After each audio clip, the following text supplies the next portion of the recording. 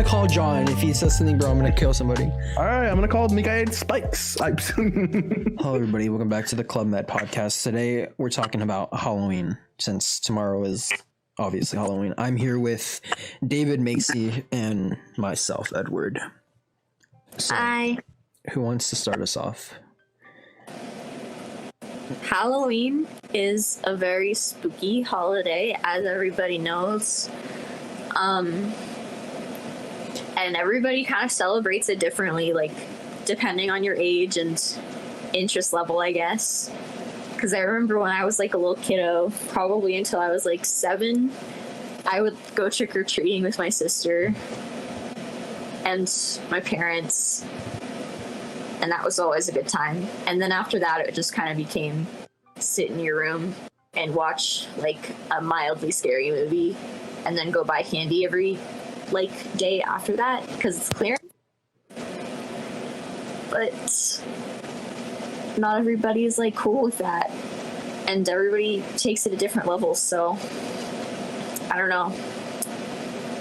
I just want to say, like, probably before we get into like experiences, because this was in my head like just recently again, how like I don't remember what year, but like a couple like years ago, how they like people were dressing up as clowns and like going around on Halloween, and like just it wasn't just scaring people, but they really wanted to like harm them. They were like going on porches and like destroying property and all that stuff for whatever sake. And I remember I saw a video where someone who had saw a clown approaching like at nighttime let out his dogs to go like chase off the clown, and when he finally got to the clown, he was like astounded by the fact that it was just like this person in glasses with like buck teeth and like screaming out their pants. They were like really scared, like petrified that they were gonna die. People get to assume like another identity on Halloween. It's kind of like the magic of it, I guess, is you get to pretend you're not you, and you get to be like, yeah, I'm a badass, but like you're definitely not, but you get to pretend you are because you're kind of fueled by candy and adrenaline because it's cold and you're wearing like a half shirt. I mean, on Halloween, I think they ignore some of like the safety precautions, though. I mean, that holiday really does feel like I'm not gonna say I know like the absolute origin of Halloween. I'm pretty sure the result from it though is like something more sinister than we think, but I think the only reason why it's turned from something like so malicious as that into something where you get candy now like on a certain day or at night, and sometimes kids wander off without like parental vision, like it's really weird and spooky to me. Yeah. So David, what do you have to say? I never really liked Halloween that much because A, devil, and B, I guess I got too old of it really fast because like by the age of like 7, my dad's like Santa's not real, and I'm like, oh okay, and then by like age 8, he's like, stop going with little kids. I'm like, all right. So I mean, I still ate like candy at parties and stuff, but I guess I got too old for Halloween at a young age. So what? Halloween parties? Yeah. Who's throwing Halloween parties? Oh, my Gus's my best friend's brother, my brother's family, quote unquote brother, threw parties for the whole family, and I came and we just talked and we hung out, we ate candy and we drank some Coke because we weren't old enough, obviously, you know. Shh, anyway. But Sorry. no, I mean, Halloween, I never really liked it because it's dangerous. Like, for example, with the clowns that you brought up, if I ever saw a clown, I'd think I'd like beat him up, but like if he has a knife or a gun, it's like over. I hate clowns. I've always had like a hatred for them. No, I'm not really scared of them. I just hate them. I don't know. Halloween isn't really. Just kids, if you're watching, be safe. Check your razor blades. Not your razor blades, but check the candy for razor blades. Actually, we should probably backtrack a bit because you did say like for obvious reasons. Like you said, the devil. I remember me, you, and Pringle actually had a conversation a long time ago about like spirits and like when I they're was in like Spain? actuality, yeah, like them actually being real. I don't want to talk about that time. We were all scared. Well, I mean, obviously it's Halloween, so people are going to talk about it regardless, and we might as well get to the curb before they do. The thing you brought up gave us all a spooky Well, fright. no, because the thing I brought up, you told me like right after I said the name that for some reason you didn't My like. hair. Yeah, you my didn't hair like started the name of sticking, it. like, yeah, as soon as you said the name, my hair started sticking up, and like the room felt like a lot darker. I told you to stop talking about that because I was literally like afraid for my life. And what was that name, David? Stop! You better stop. I'm alone right now. Better calm down. I'm alone right now too. Don't tell the kids, but you know, they're like, do you actually believe in like ghosts and ghouls and goblins? Yes. To put it more sincerely, of course, you know, there are things out of this world that we... I mean, if you want, for this video, I can bring up my haunted topics. When I was a kid, I was always haunted by spirits and by... there was this nasty spirit I had once, which terrified me. When I didn't know about it until like 2 years ago, and my dad told me, because he didn't want to tell me when I was a young age, because then I'd be scared all the time. But I think I told you. Basically, it was my first time sleeping alone in my room, and my parents were awake because they wanted to bring me back because they were worried.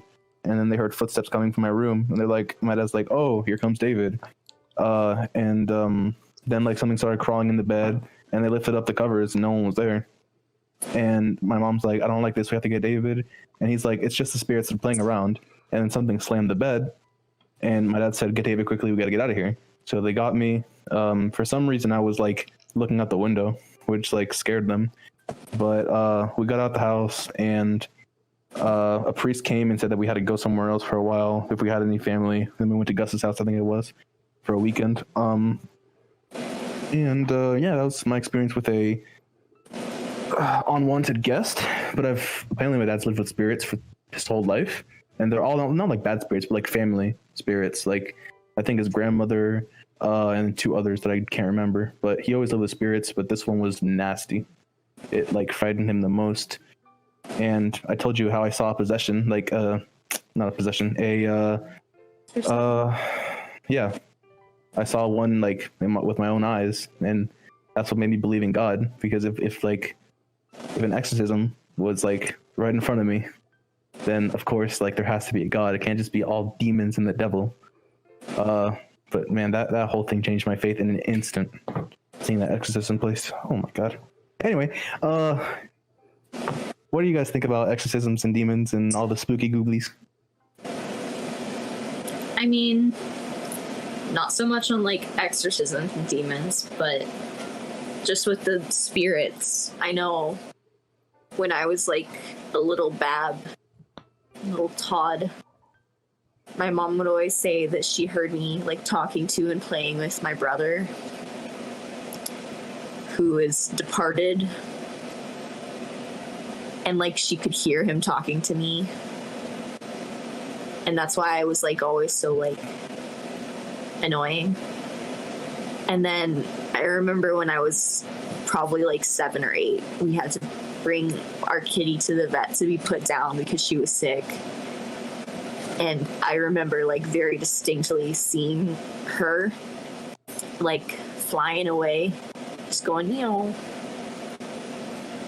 after she was euthanized. And of course, that was like an intense mental breakdown for me, but I think it was real. So that's all I have to say. Okay. I mean, Pringle's a friend of ours, but Ed, Pringle, and I, we, when I was in Spain for the Christmas, when I was up in the mountains, they called me and they were like, "Oh yeah, we gotta talk." And like we talked for a bit, and then someone brought up the whole demon thing. It was actually, I remember I was walking home from McDonald's after after my shift ended, and I remember like just calling you because walking alone on like the streets, it was like really scary to me. And I don't remember anything vividly like back then about like any ghost I've encountered, at least as a child. I'm not gonna say I haven't had any of those encounters, but I can't remember them. And I remember I told you one day we were talking with Pringle and Gabby, I think it was on Skype, and I told you like there was only one thing that I could remember about like being a demonic spirit, where like I woke up randomly at like I think 3 or 1 in the morning, and I remember for like that split second I was looking like around my room, and I don't remember like why I was in such like an urgent sense, but I just kept looking around, and like that one split second when I like turned my head and I saw like something standing at the edge of my bed with, I think it was blue eyes. You were like telling me, you're like, all right, so that's a demon. And I'm like, okay, so I'm gonna die, I'm already dead. And I still remember when we were talking, you like brought out you brought out the Bible, and you started like saying prayers for me and Pringle and you to like protect us. And I'm over here just like, man, my mom, whenever we moved into a new house, would always like bring holy water and splash in like every like corner of the house to like make sure that we were protected. And yet recently she thinks that something happened where I guess she missed a spot or something, and she thinks that there's like a spirit now inside the house that's like, I don't know, I'm not gonna say up to something, but clearly she like acknowledges it more recently now. And obviously me, I'm not really, I guess I'm not gonna say growing up, but I don't believe in it as much as I did before. I think there's kind of a lot of like leeway when you're getting older. You kind of just tend to forget about those kind of things and focus on like what you actually have control over. And it's like starting to a little bit forget about that. I just kind of dismissed it. But at the same time, she's always like telling me like there's something inside the house that we don't want here. And I'm just thinking like, what if it's just like watching us at night, just like sleeping? And I think that was another like topic discussion that I asked you, is like if you would want like to have cameras in your room at night to see if anything was watching you. Hell no. Would you? You said no. Hell and no. I remember I told you, I was like, but wouldn't you want to know if something was, so that you could act upon like just getting out of there? Okay. Let's put the cameras there, and then I go into my computer, and then I see my door open and close, and then I see like my sheet move. By the time I see that, who knows what could happen? Like, I could be dead at that moment. But then how would you be watching it? It's not like Paranormal Activity where it's like you watch the film and you're like, oh my god, what do you do next? And then at night is when everything happens. Like, even in the day, you can die. Like, if you annoy and pester this thing, it's gonna get stronger, and the more you get scared of it, the stronger it gets. Like, the more you like believe in it and then ask for God's help and pray to him, the more help you're gonna get. Like, for example, I don't know if this is true. I haven't like thought about it a lot, but ever since my brother died in the womb when I was young, I always felt like I had someone protecting me. Like, whenever I would think about it, something would move in my room. Like, for example, in my old house, I had a giant armoire with like a bunch of stuff on top of it. And then this one time I was like praying to God, and I was saying like, how's my brother doing? Something would fall off of it. And then I would put it back up, and I just look around and I'd be like, if you're here, do something. And then nothing would happen. And then my door would open, and I was like, all right, that's creepy. Stop. And, I mean, I like if someone ever said, let's get a Ouija board, I'd probably stop being friends with them, because I don't do any of that stuff. That stuff freaks me out. The moment you brought up that guy's name, all of the hairs on my arms and my neck came up. The room got darker. I had to grab the Bible immediately because I felt like I was in danger. And I'm probably being dramatic, but I don't know, being raised Christian, my mom bringing me to a church where this guy basically exorcised a woman in front of me, like, and then me seeing that like cloud of black coming out of her face and her yelling in this deep voice. No, that was, nope. That basically configured my faith to God. I don't remember if it was like you or someone else, but I remember telling them like if we had ever like hung out, because this person was also into like spiritual beings and all that stuff. I remember I told them, I was like, let's get an Ouija board if we ever did. Like, would you be down to do this? And I remember if it was you or not, but the person basically told me like if I ever approached them with an Ouija board, they'd never like ever see me again. Only because like accepting that kind of like, just I guess for my own sake, accepting that kind of like board into like just your life essentially means that you're accepting like any spirit that comes through to just like haunt you. And that person would rather be like far away as possible when that happened. Yeah, no, this girl brought in a Ouija board to class as like a joke for Halloween, and I told her to get as far away from me as possible, like get to the other side of the room, because if you came near me with this shit, I'd beat you up. Like I told that to the girl. Like if a girl, I don't care who it is. If you bring a Ouija board near me, we're throwing hands. But I mean, don't you think it's kind of a bit over? And we should probably say, for the sake of whoever watches, that this is not a religious podcast. Before because Dave, you're talking should be do prayers for all of us. Dave, you're like you're not the only like soul being. Clearly, yes, you're Christian. Yes, I am Catholic by title, but I think true to my own heart, I'm a bit agnostic when it comes to it. But I'm not going to say I don't believe in spirits. I feel like I've had my fair share of like feeling their presence nearby when I least expect it, but I don't like let it, or I'm not going to say let it control me, but I don't get like necessarily scared by it. There really is nothing you can do in like perspective. Like even if there was a demonic spirit inside your house, like what are you going to do? Pray to God? I'm not going to say he can't do nothing, or it will work, but like at that moment in time, like anything bad could just happen if you did believe in that kind of thing. So no, I'd pray, and then I'd get out of the house. I'd tell my dad, we have to get out. I don't feel right. If he says no, I'm out. Like that's his fault. He says, like, so if he dies, you're just like, all right, he's dead. Like, because I talked to my mom about this. Like, I told her if I ever felt something dark, she said, always pray and then always leave and talk to your nearest priest, because I don't like I watch scary movies. But if it's something demonic, I kind of stray away from it. Like, I remember I saw The Exorcist, and it was like a cheesy movie, but that still like made me feel uncomfortable. And what was it? The Exorcism of like Emily Rose, or what's her name? Something like that. Like, I didn't watch it because every time I like saw the title, it gave me chills. I don't know. So like for example, the movie The Grudge. Oh, there's a new movie coming out. Yeah, they're remaking it. Whew, I don't know if I'm gonna watch that. Yeah. Count. Like that. Countdown. I'm down to watch it too. Like I'd rather have a murderer kill me than the paranormal, because at least the murderer I have a chance. Well, I mean, if you really do, like, if you believe in God as much as you say you do and you're praying, don't you think you have a fair amount of chance against the spirit as well? Yeah, but I can't put my hands on it. That's why I'm saying I have no chance. But I mean, even if you could put your hands on a murderer, the question is, would you?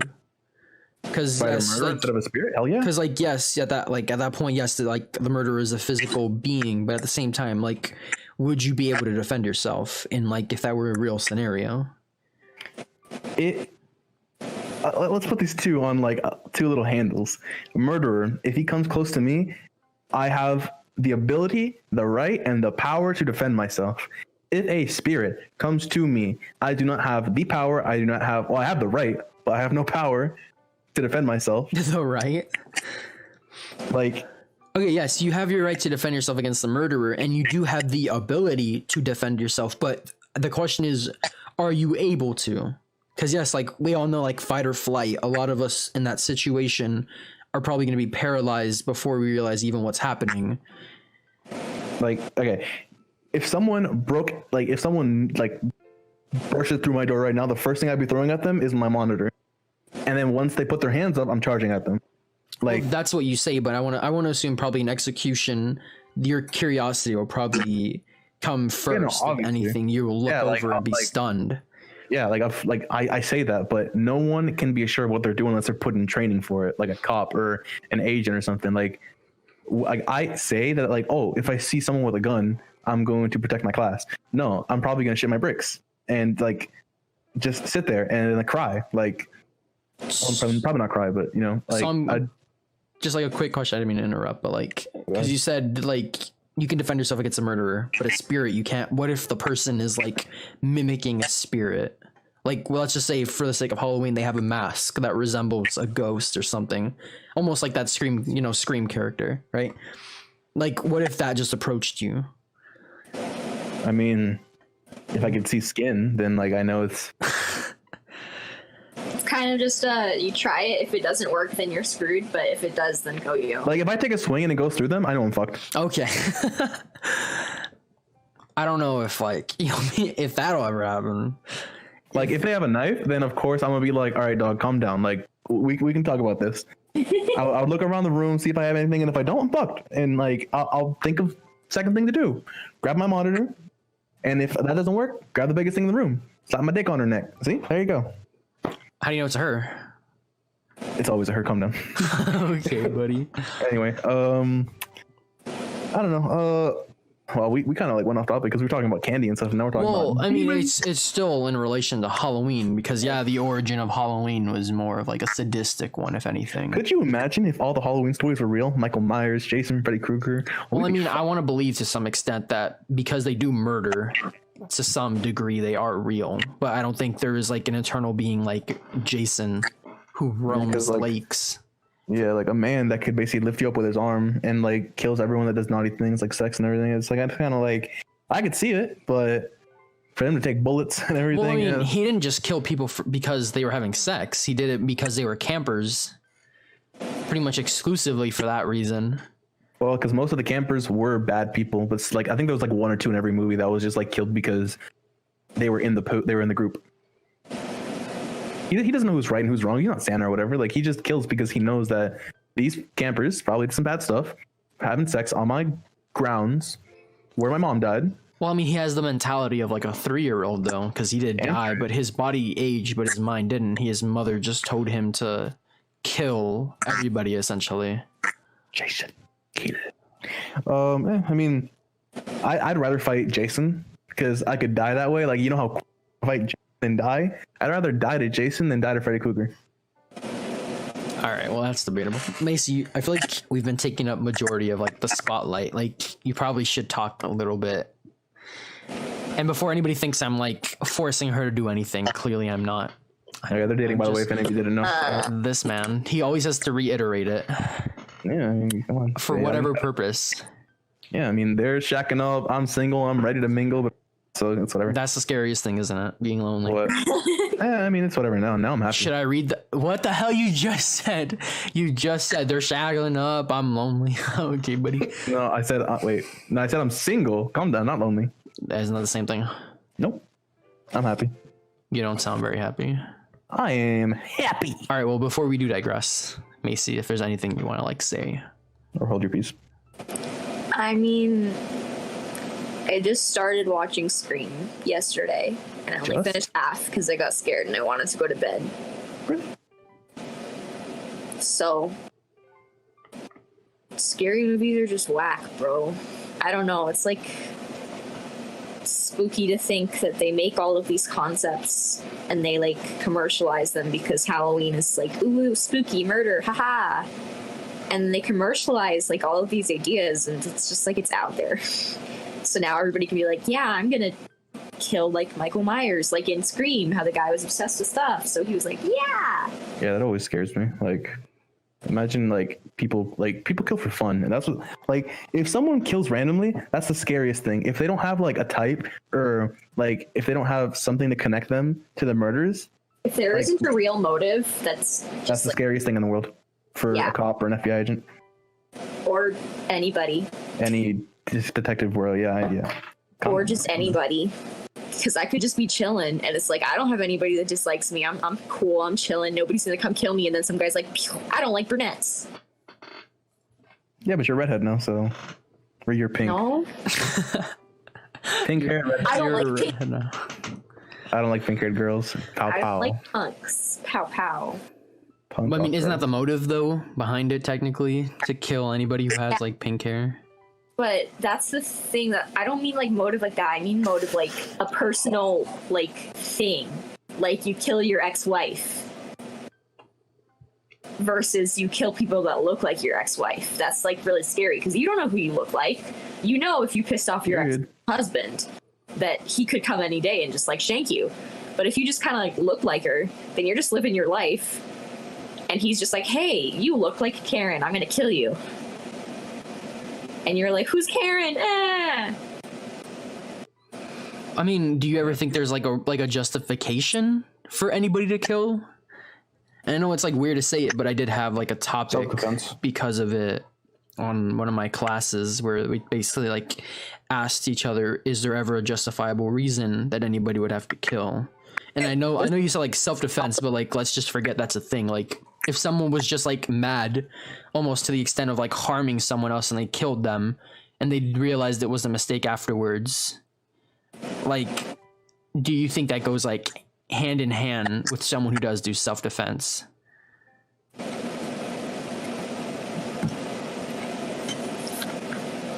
What? Essentially, like, what I'm saying is the same playing field, because like if you're self-defending yourself from someone, and let's say you did kill them, you can argue self-defense, right? But if someone did something bad to you, not like physically, but like, let's just say they've gotten you to the point of like anger or something, and your own, like, we'll say justice is harming them, and you do kill them, would it be in the same playing field? Nope.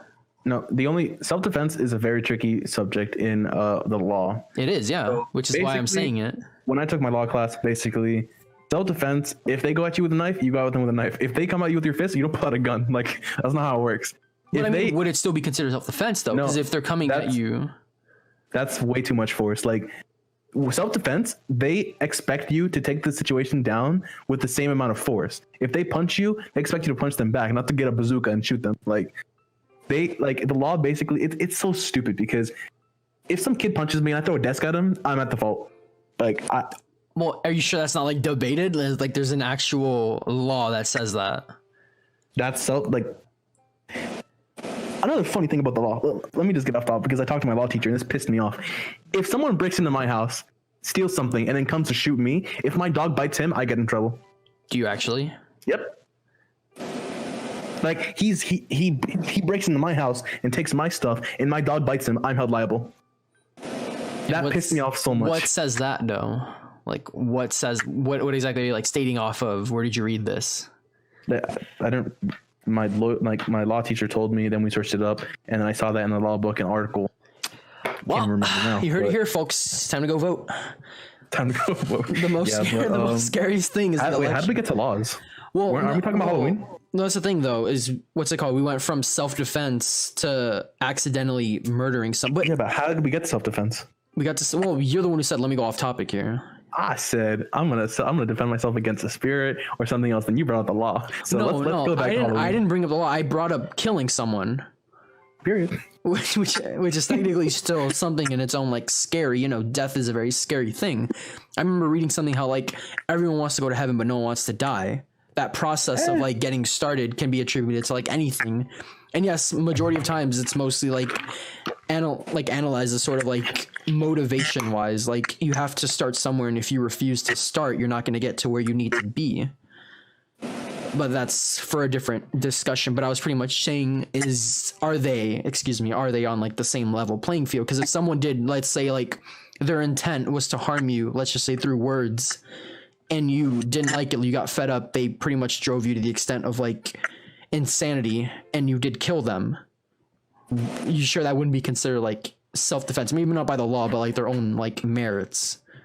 It depends on the situation. Yeah. If you think of, like, not battered wife syndrome, but, like, a lot of the ailments that kind of ensue with emotional abuse in a relationship, a lot of the times the only way that women can escape is when it gets to, like, a really certain, like, disgustingly vile extent. They have to exit that relationship with violence, and the law will cover them with that, for that. But it has to be at, like, a really intense extent. Do you know what I mean? Yeah, like, a husband can't just punch his wife by accident, and she'd be like, "I'll stab him." Like, that's not how it works. But I agree with her. So I'll give you a situation that my law teacher told me. If you're like, the law expects you to run away from any fight. So if your back is turned to a corner and you can't get out of this, and you have a gun in your hand, and this guy's threatening your life, and he has a knife, then you can shoot him. But if he's unarmed, they don't expect you to kill him. They expect you to harm him, call 911, and let them take the situation. Well, I feel like they probably wouldn't expect you to harm him, mostly just, like, flaunt that you do have a weapon that could defend you in that case. Because there are ways to go on about it without harming. So would it be, like, acceptable you just be like, "Hey, you're unarmed, but I have no escape, so let me just shoot you in the foot and call 911 for you"? Like, is that or are you supposed to just, like, go, like, deck him? But then again, we're thinking about a very civilized society, because there is a way to tie this back into Civilized. yes, because there is a way to tie this back into like the whole clown epidemic. How people obviously they were being surrounded almost to the point of being chased by like people in clown mask, and instead of calling the police, like the law assumes that they took matters into their own hands. I would do just that same thing. Jesus. If a clown came up to me and had a gun. Well, no, they didn't have guns though, David. I'm just saying if I did, if a clown came up to me and had a gun, I'm sorry, dog. Oh my god.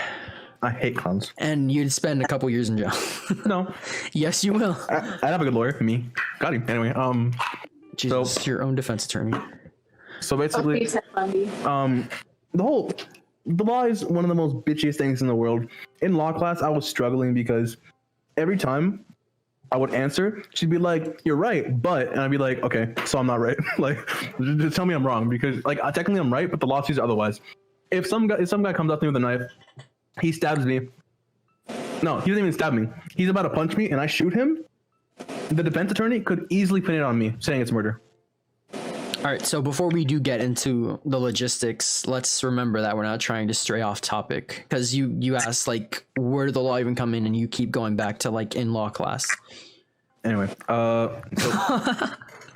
murder, Halloween, ever since the good old, Samhain with the Celts who lived 2,000 years ago. That's where Halloween's origins, quote unquote, started. But that depends on what your belief is. It could be the devil. It could be Soin. It could be I don't know. Even like what's his name? Baphomet? No, I mean yeah, you could also say him, yeah. But Lucifer. You trying to think of a name? I forgot the Bible name, but it's Halloween. Like kids who go trick-or-treating, good for you. Keep doing it until you're a certain age. Just always be careful, because Halloween is where most of the child predators, most of the criminals come out, and that's why there's more cops, more firefighters on duty, because they know that it's going to be dark. There's going to be kids. Some may wander around. Like I remember, I can't like. There was like this, just very quickly, don't you think it's kind of funny how even though there are like all these precautions about Halloween, it's still like one of the most accepted holidays and probably the most celebrated amongst kids? It's second most celebrated versus Christmas. It's crazy. It is. It's very crazy considering they know what could happen, like the potential, like harm that could come with it, almost even like missing or the extent of actually like being killed on Halloween. And it's crazy that people still celebrate it because giving candy apparently is accepted by strangers only on this specific day, but then it's not on any other day. Let me see if I can find this post. Here's a post I liked because I sent it to everyone I knew. All right, well, while you're still finding it, I just want to advise again that anybody who goes like trick-or-treating, please stay with like a trusted adult. Don't go off wandering. I don't care what age you think you are, and yes, some of you might not have the parental figure, but if you have anybody that you can go with that you do trust, it's better to go with them and stay near them and make sure like you stay safe so that you can have one of the best nights, or have a night, I guess. Have fun with it. Yes, the candy is accepted on Halloween. I'm not gonna say be cautious about everything, be very superstitious, but enjoy yourself. And it is candy. Candy is always good in the end. If you do die, that's unfortunate. You will be missed. But that's unfortunate. No, that's it. Well, I mean, what do you want me to say? I can't predict the future, but if something were to occur, you kind of accepted it once you were given candy. And I'm not gonna argue with anybody who says they did not accept their own fate when they were given candy. They just wanted to eat it. No, you knew that going to a house with a stranger that gave you candy meant potentially being poisoned, and you accepted that, or whoever allowed you to accepted it. So yeah. So just be careful. Promise. Yeah, always buddy up. Never go alone. Like, just to give you little kids a figure, I'm a strong guy. I think I can take this down. guy. But if a clown or if someone like menacing ever came up to me, I'd run the other way. I don't want to fight someone unless I have to. I don't want to do anything to ruin my experience. So there's some little kids that think they're the shit and all that. Run the other way, because 9 times out of 10, you're either gonna get raped or killed. So just run the other way. All right. Anyway, Vinny? All right, we are approaching the end. If anybody wants to say anything else, Eat lots of candy. Check for razor blades. oh my god, it's funny how I've heard so many times people saying they're a razor blade and candy, but I've never actually like seen. You want me to pull up the news? Hold up. No, we can do that some other time. We don't need to get into Razor like, new blades. articles. Okay, buddy. All right, hold up. Trick or treat. Plus, they're not like actual razor blades, dog. It's just like I know it's not actual razor blades. I know that for a fact. like there was a nail inside of a Twizzler. It's funny how you think people are that creative and able to get them into like a Pictures candy right here, and a dog. wrapper. It's crazy, isn't it? But Maybe there is a level of genius it takes to do that. yeah, always buddy up. There's a lot more evil in the world than just people. So, myth or not, Christian or not, always be careful on Halloween. That's the one day you should always like not dread, but always be aware. And good night.